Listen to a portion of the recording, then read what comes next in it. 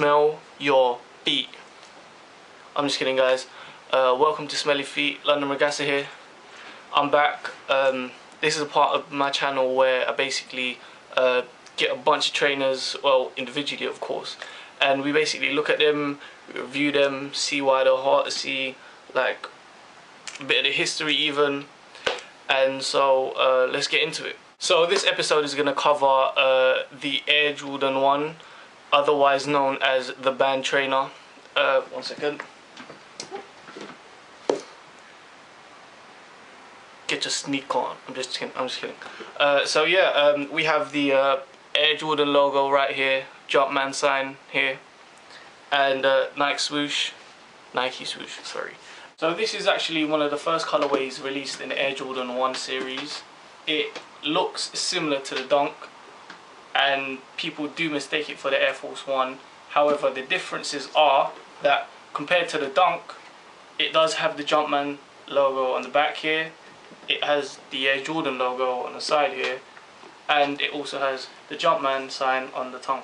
The difference between the Air Jordan 1 and the Air Force is that the sole on the Air Jordan 1 is less thick, whereas the sole on the Air Force 1 is super thick. So now we've gone through the basics of the shoe. This is the part of the show where we go through a bit of the history. We talk about why this shoe is even, like, you know, a collectible in the first place. And also, this is a part of the show that I like to call Know Your Bananas.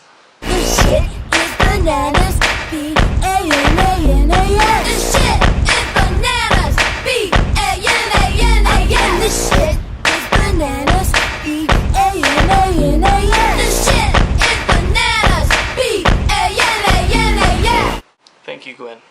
First and foremost, the shoe was designed by Peter Moore, and people associate Tinker Hatfield with the whole Air Jordan 1 band, and I don't really understand why, because Peter Moore designed the initial shoe.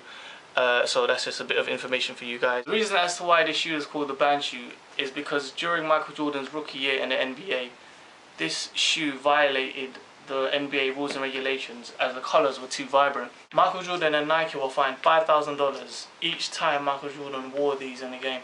Although Michael Jordan and Nike were fined $5,000 each time he wore this trainer to a game, Nike were willing to pay the fine due to the fact that the amount of profit they made from this shoe exceeded the total amount of the fine. Also, Michael Jordan scored a league playoff high of 63 points against the Boston Celtics in the 1986 playoffs, NBA playoffs, which is why it is inscripted here in the inside of the tongue. I don't know if you guys can see that. So the Air Jordan 1 re-retroed twice. In 1994, when Michael Jordan had to fulfill his dad's dreams and all that bullshit, you know, like golfing and baseball and all of that rubbish. And also it re-retroed in 2001 up till 2003, where they re-released it in around 14 different colorways. So all in all, there are 14 colorways, and if you want to get your hands on them, you are bloody crazy. The Air Jordan 1 is a must-have if you want to start collecting trainers or whatnot. But yeah, it's a pretty tight shoe. I also want to give a few shout outs to my milky boy Ryan Connell. He is like one of the biggest sneaker freaks I know. I would like to thank him for featuring his Air Jordan 1 into my video. So I want to thank you guys for watching. Stay tuned in for my next video. Hit me up on my Facebook page if you guys can. I would really appreciate it. And for all you sneaker fans out there, always remember to smell your feet. I'm just kidding. Peace, one love, London Regassa.